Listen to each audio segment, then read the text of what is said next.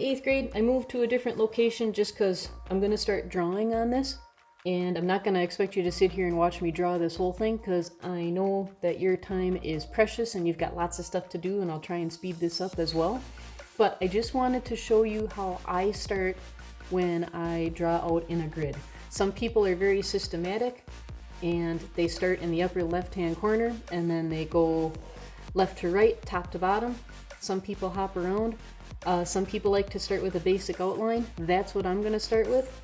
I started drawing it and I realized for it to show up on camera, I kind of did it a bit too light. So I'm going to be drawing over some of what I've done already. Just kind of show you how you can go from square by square, again, whether you're systematic or you start to hop around. And I just want you to try and copy what you see in that square. For some people, this gets very, very daunting as far as, oh my gosh, I have all this to look at, I'm going to get so confused.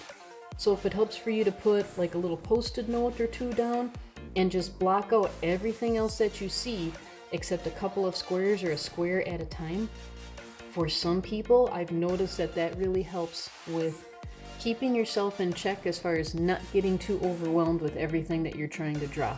Just focus a square at a time and just do one little thing at a time.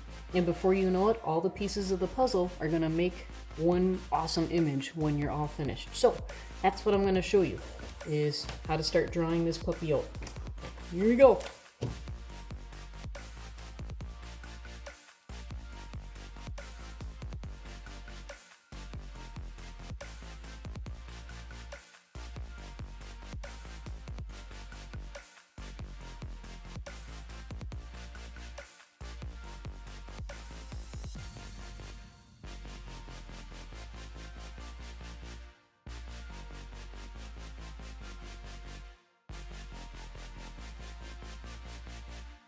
Little side note to you guys, as you're drawing, don't freak out if something's not right away.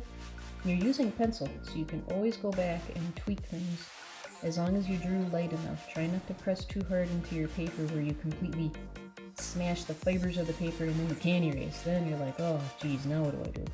So take your time with this, because I'm just kind of cranking this out rapidly, knowing I'm going to go back and I'm going to tweak it as I shade and as I do different marks, which you guys don't know how to do yet because I haven't shown you. So again, take your time, don't freak out, you've got time to work on this. It's not going to be due for a while. But also be very aware of what you're looking at from square to square. Also guys, do not worry about anything for shading yet. There's a lot of dark spots on Link here, and I'm just kind of doing basic outlines on where things live. Don't think about filling anything in yet, just get everything laid out to start with. When you guys first start out here, make sure that you number your squares. If you notice at the top and at the left side of my grid here, I do have them numbered 1 through 8 and then 1 through 8. On my little grid that's on my plastic bag here, I also have them numbered 1 through 8. In both directions, because I do tend to get lost once in a while because I like to hop around because I have the brain of a squirrel.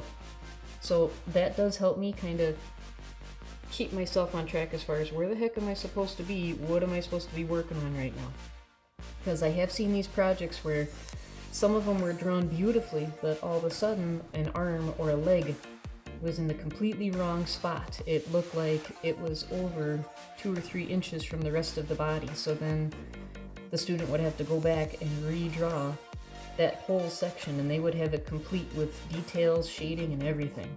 So really, really constantly double check yourself as you're drawing and take breaks. Draw on this for a while and go outside, take a mental break, then come back in, draw some more. So staring at a grid after a while sometimes does goofy things to your eyeballs if you're not careful. So take breaks. This is meant to be a longer term project. This project will be due closer to the end of the school year. It's not like we're gonna have this due in 2 weeks or something like this. This is meant to be ongoing along with the other 1 or 2 projects that we're going to be working on. And I don't expect things to be perfect right off the bat. Just like I'm sketching, I'm a messy sketcher. I have lines all over the place. I'm going to go back and clean this up as I go, make it look all nicey nice, make it cleaner than what I have. right now at this point, whatever part you're watching. So just kind of keep that in mind.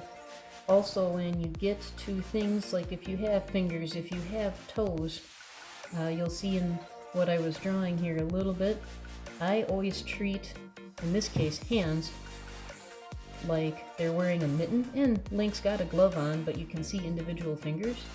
But if you draw sections of a hand like it's in a mitten, and then you go back in and add the dividing sections like knuckles and splits in between fingers, it will actually make drawing fingers and a hand much more accurate than trying to draw the hand with all the details right off the bat. Simplify it. I always say dumb it down. Put it in its simplest shape. Draw it and then go from there. So I hope that helps.